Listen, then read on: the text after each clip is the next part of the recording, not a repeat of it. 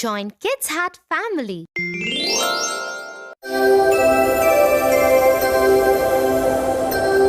Jingle bells, I love Christmas and I love Santa. Me too. But Tofu, do you know we call it Christmas because Jesus Christ was born that day? Really? No. But now you tell me.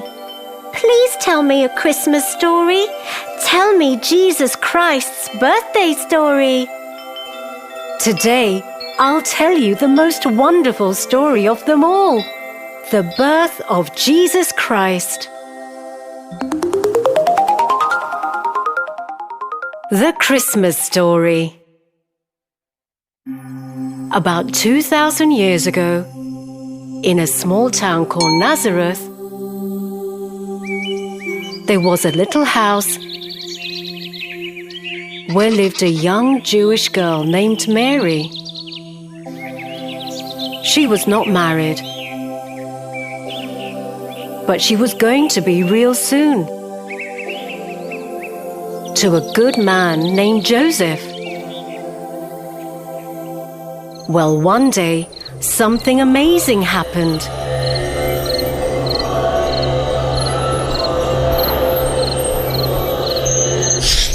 An angel of the Lord's, Gabriel, a very important angel, appeared to Mary.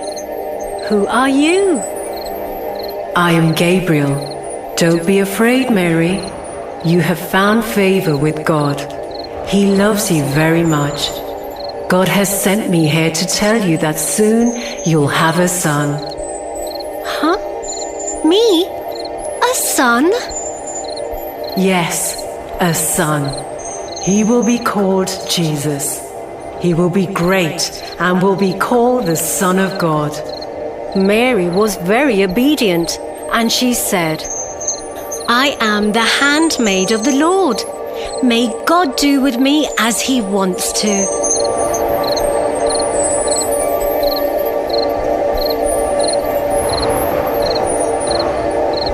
Mary wanted to do just as God told her to do.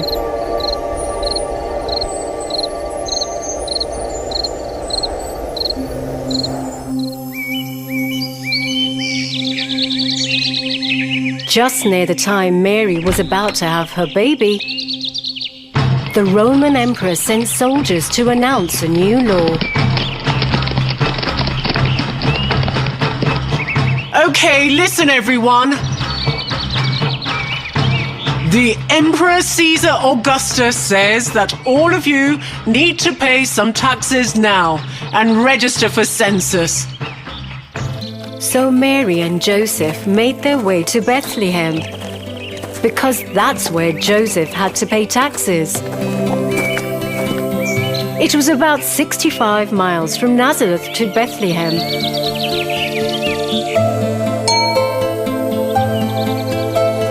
And the trip took many, many days.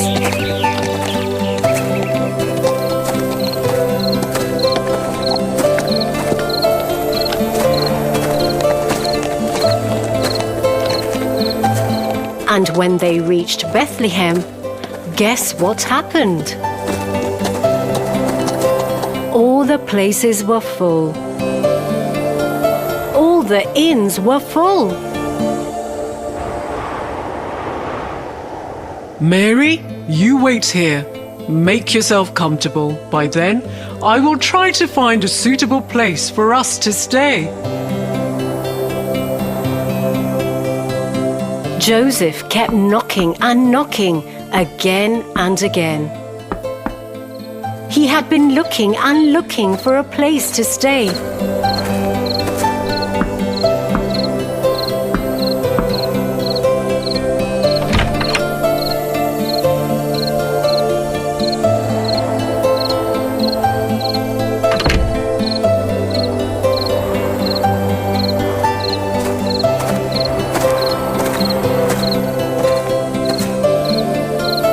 And Mary was about to have a baby. Well, I have tried almost all the inns, and it looks like all of them are full. Dear Mary, how do you feel? I am very tired, Joseph. But please don't worry. I am sure God will provide a place for us. Poor Joseph and Mary were so tired and didn't know what to do. Oh God, tell me what to do. Help me. I have no idea, no clue. It's sad that Mary and Joseph had no place to stay, no place to go. A place no one would have expected the Son of God to be born in. It wasn't a palace, not some castle, not in a fancy building either. God's Son was born in a humble small stable.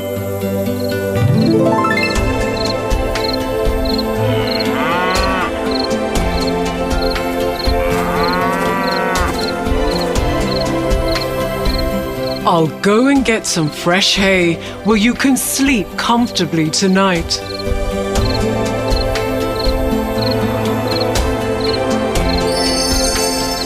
That night, Jesus was born.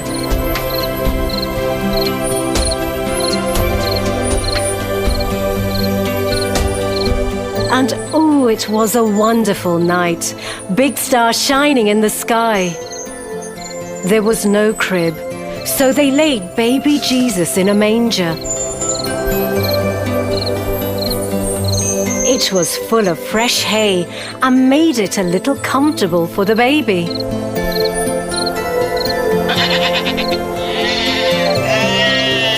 Near Bethlehem, that night there were some shepherds keeping watch over their flocks of sheep.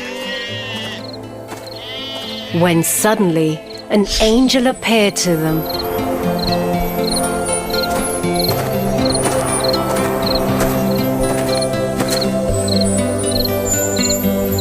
I have good news for you. There is a Savior who has been born. What? Really? What Saviour?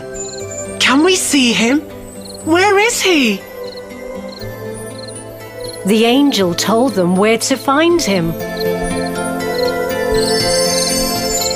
The shepherds were so excited and happy.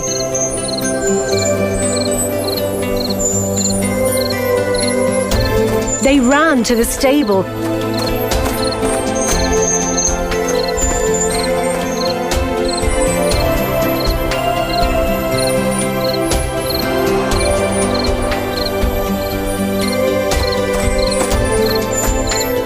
And found Jesus there, just as the angel had told them. After they had seen Jesus, they spread the news, and everyone who heard was in wonder.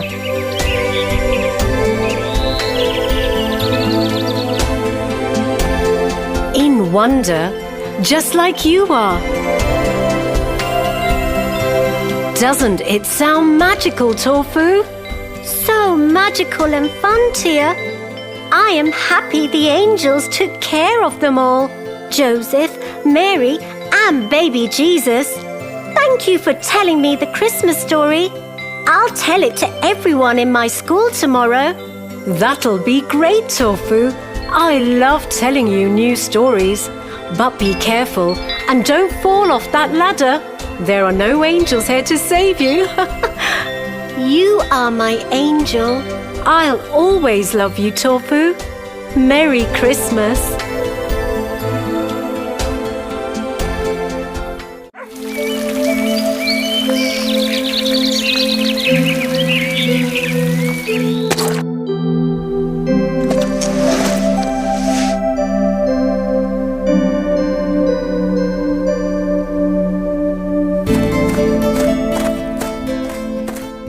Hi, Tia. Hi, Maria. Hi, Joanna. Hi, Tofu. Hello, Tofu. Hello, Tofu. What are you all up to? We are completing our art project for tomorrow. I also want to do it. Can I?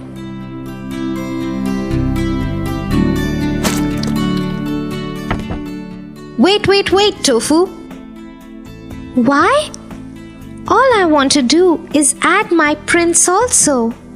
I'll follow your pattern. I'm sorry, Tofu, but there's no place on this one. Can I give you another sheet to do this? It's okay if you don't want me to be a part of the fun, Tia.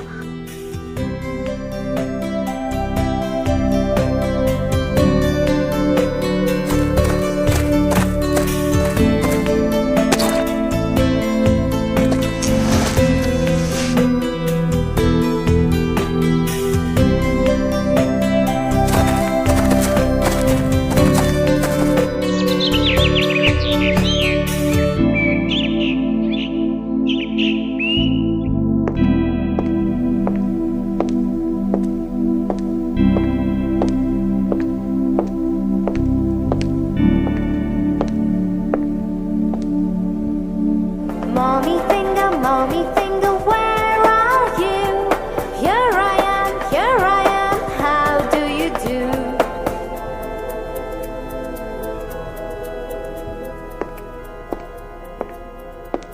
Hey, Tofu. Oh, now you have time for me? Well, actually, I had a story for you. It's about a lost mitten.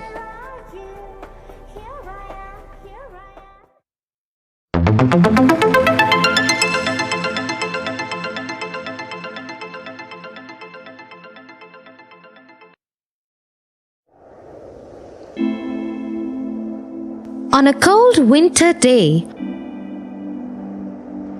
when the entire forest was covered in a white blanket of snow, a kind mole came upon a warm mitten.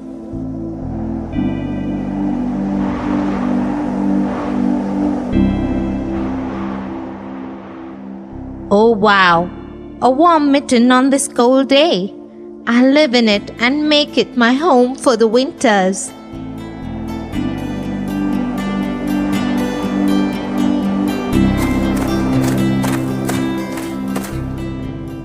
Just as the mole was making himself comfortable in his new house,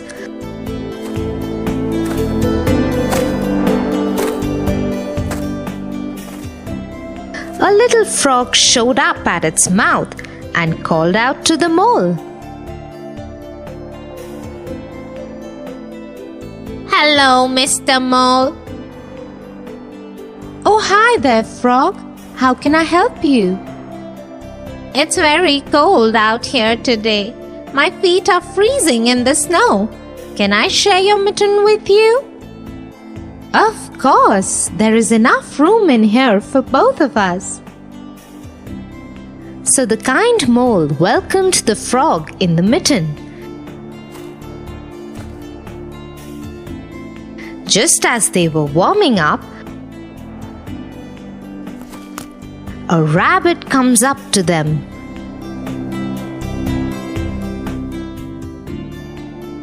Hello, friends.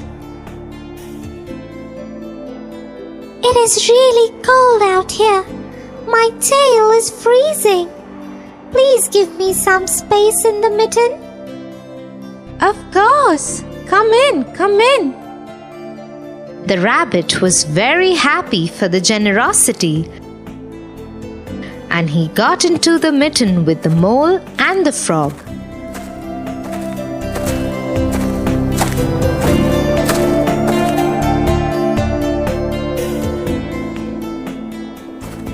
Then they had two more visitors, a fox and a vixen.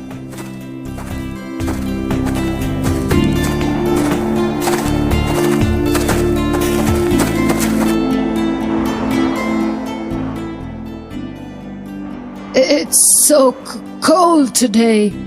My snout is freezing. I feel like I am breathing ice. Can we please get some shelter in the mitten? We're already 3 in here. It'll be a little tight, but sure, come in. We will manage somehow.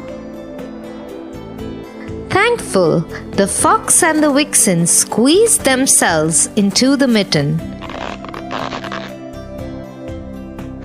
But there was just no space for anyone to move.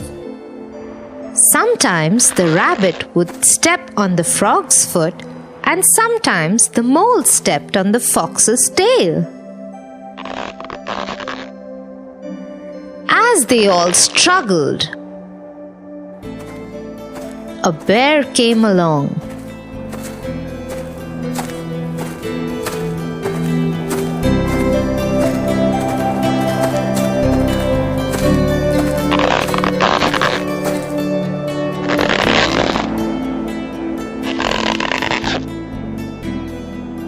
A warm mitten and good company. Just what I need on this gloomy, cold day. Make room for me, friends. I'm gonna come in too. Oh no! But there's no place in here. You're too big for this mitten. I promise I won't take too much space. No. But the bear didn't listen to them and made it into the already crowded mitten.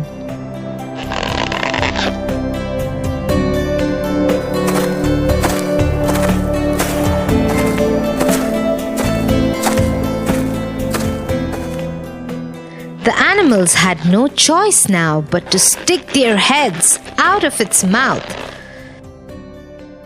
so that there was space inside for their bodies. And just as they were all finally settling in, a baby mouse came along, shivering in the cold.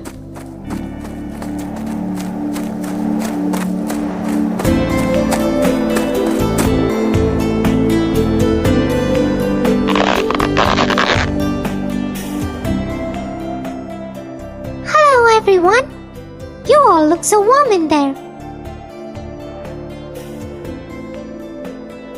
It's so cold here. Look at my tiny tail. It has frozen itself blue.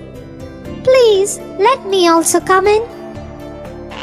Sorry, little mouse, but this mitten is completely packed.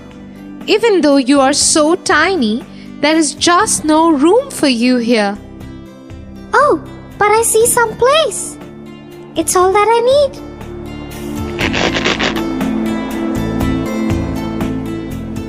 The little mouse dashed towards the mitten, and before anyone could say anything, he climbed onto the bear's nose and sat there.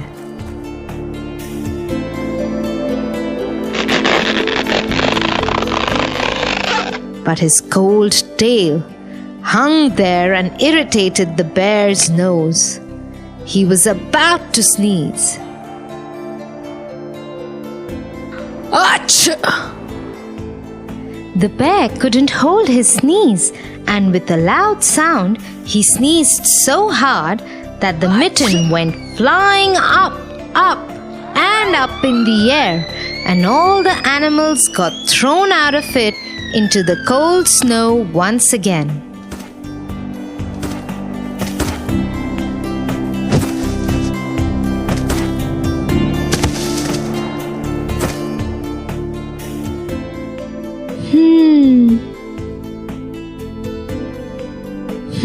What, Tofu? I was going to be the bear in your mitten. Yes, and you would have sent it flying into the air.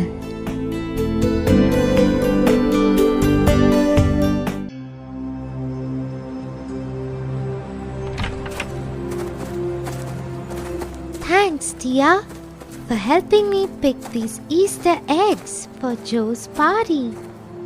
You're most welcome, Tofu.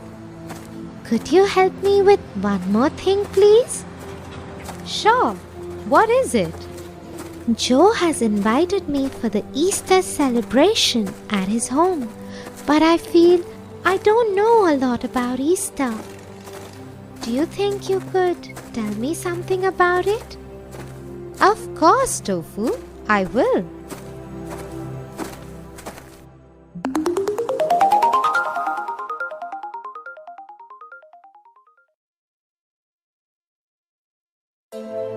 Easter is the celebration of the resurrection of Jesus Christ after his crucifixion. About 2000 years ago, Jesus rode into Jerusalem on a donkey.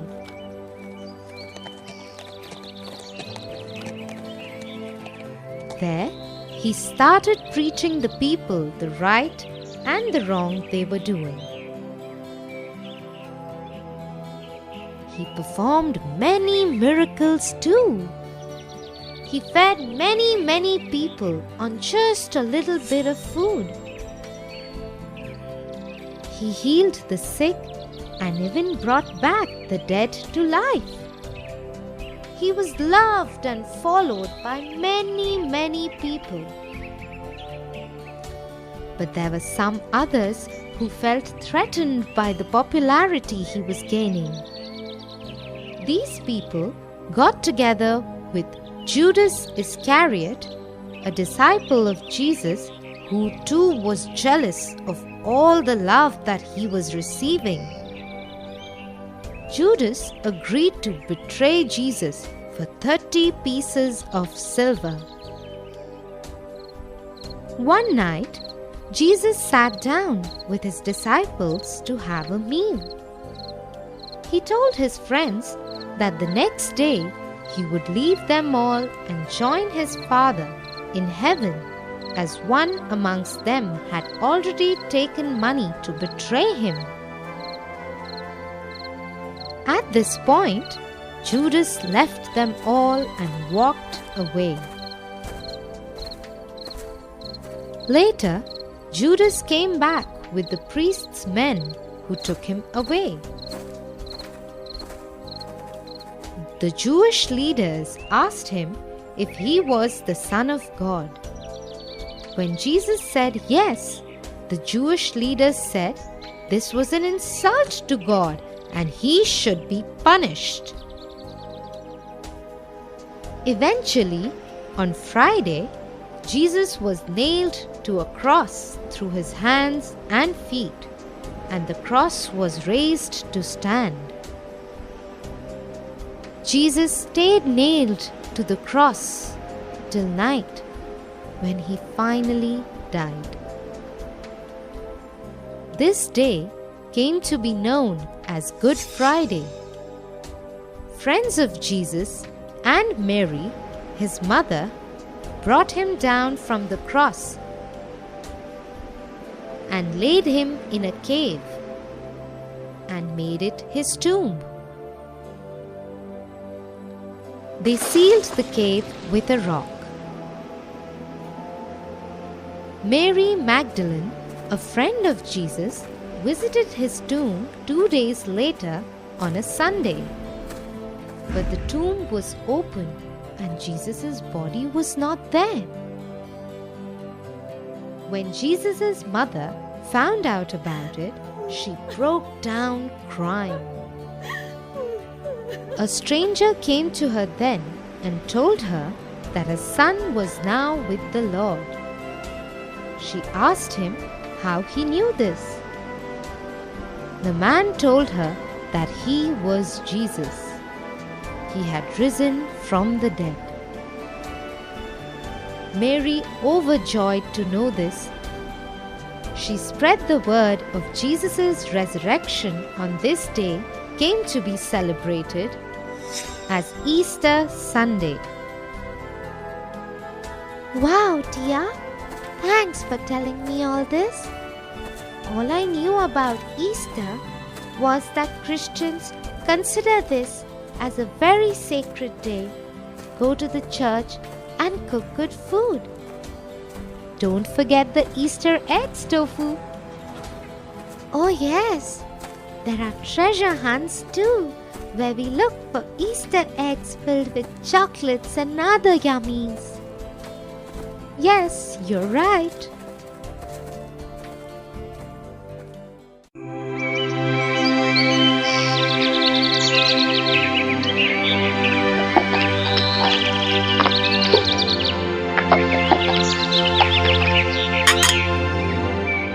Tofu, please finish your breakfast first. No, I want to play first. I don't like it anyway. Tofu, it is not nice to leave your food like that. You should be thankful to your food and eat it respectfully.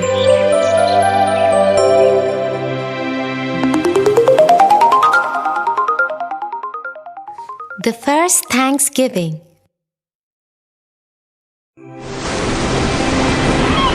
This is a very old story. It is from the year 1620, when a group of pilgrims came from Europe in a ship called the Mayflower to the east coast of United States.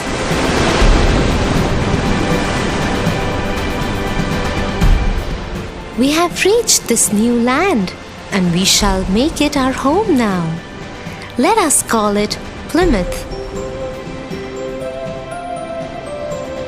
Yes, and this big rock by which Plymouth is recognized will be called the Plymouth Rock. We shall make a settlement here.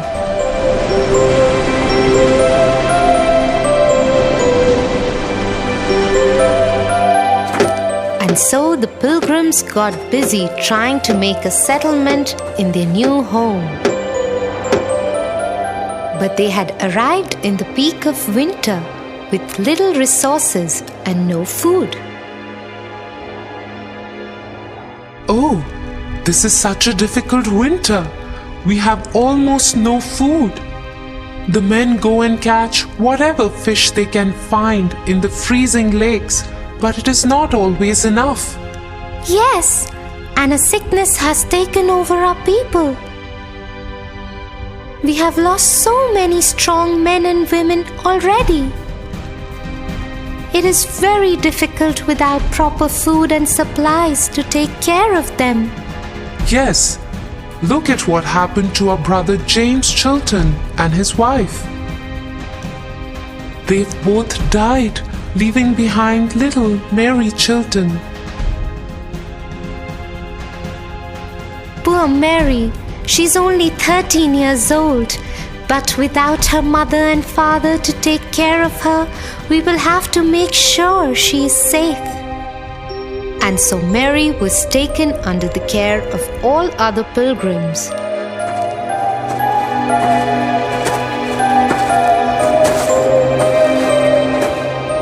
But it was a hard sickness, and people died from extreme cold, lack of food, and the sickness that had come over their settlement. This meant Mary had to work hard. Many of the older women amongst the pilgrims had died, and the remaining work had to be shared by everyone. Mary took care of cooking and laundry for the men and boys whose wives or mothers had died.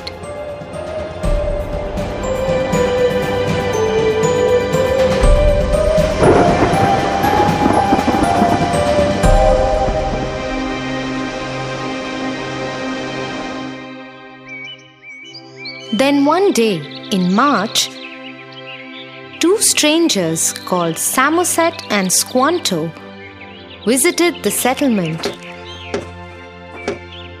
They were native Indians who lived on the land. Hello, settlers. Welcome to your new home. Thank you. Who are you? I am Samoset. I am the leader of the Abenaki people, and this is Squanto from the Wampanoag tribe. Hello, Samoset and Squanto. How is it that you speak such good English? I have had experience with other settlers who know English. We see that we are having trouble with food. Squanto here can teach you how to grow food on this soil. And so the pilgrims made new friends and learned how to grow food in their new home. They learned that using fish as fertilizers will help their crops grow better. With the help of Squanto and the other people of his tribe, the pilgrims grew a healthy crop of beans, pumpkins, and corns. To celebrate the harvest, the pilgrims invited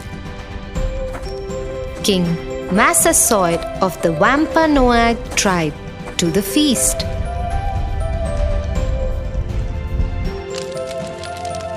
King Massasoit's men helped the settlers hunt for the feast. And large feast of corn, roasted meat, pie, fruits was laid. The pilgrims dedicated this day to getting together with friends and family and thanking God for the abundance of good food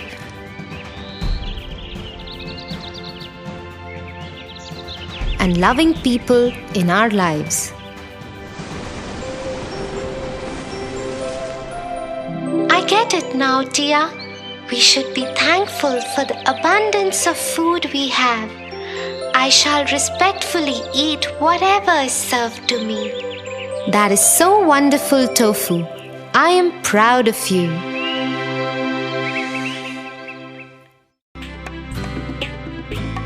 For your favorite rhymes, stories, and more, join Kids Hut family. Subscribe here.